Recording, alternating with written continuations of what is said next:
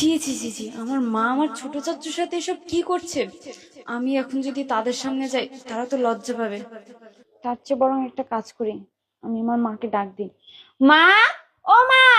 মা, মেয়ে চলে এসেছে মনে হয়। এই তুমি পালাও, সরো তাড়াতাড়ি তাড়াতাড়ি। মা আসবো। কালকে না আমার পরীক্ষার রেজাল্ট দিবে, স্যার না তোমাকে কালকে যেতে বলেছে। তুই চলে এসেছিস? কি একটা অবস্থা ঘরের। বয় মা, তুই বয়, আমি এগুলো একটু গোছাই নি।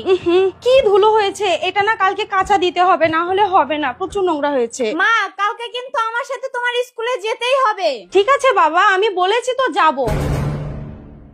মা, তোমার সাথে আমার কিছু কথা আছে। বলো মা।